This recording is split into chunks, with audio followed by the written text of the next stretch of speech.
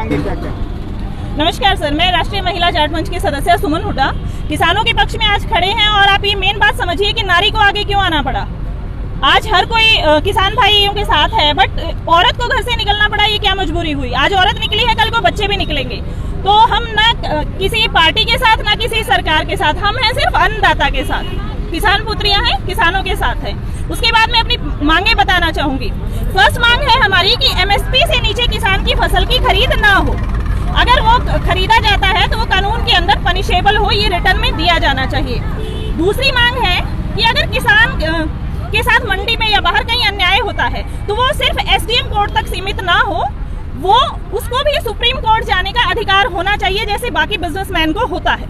My third point is that APMC act नहीं हटाया जाना चाहिए, बिकॉज उसी से गांवों, शहरों, कस्बों, पुलों, नदियों, सब चीजों का निर्माण होता है। अगर वो हटा दिया गया तो हमारा सारा सिस्टम जो है वो ध्वस्त हो जाएगा। अगर वो हटाते हैं तो उसका ऑल्टरनेट हमें लिखित में दिया जाए, नॉट इन वर्बल सेंस।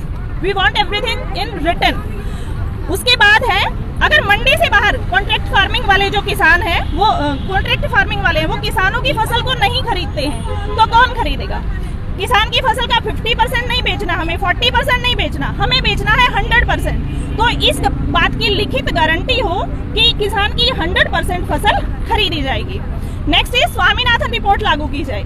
जो हमारा C2 50% प्राइस कैलकुलेशन का फॉर्मूला है, उसको लागू किया जाना चाहिए ताकि किसान को उसकी फसल का सही दाम ले।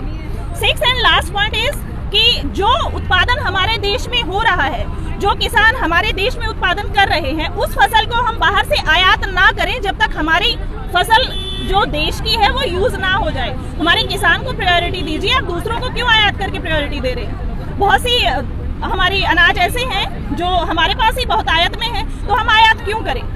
ये हमारे 6 पॉइंट्स हैं और हम चाहते हैं कि इन 6 पॉइंट पे ध्यान दिया जाए और इनको रिटर्न में हमें सौंपा जाए। जन टीवी के सामने बोलने के लिए धन्यवाद।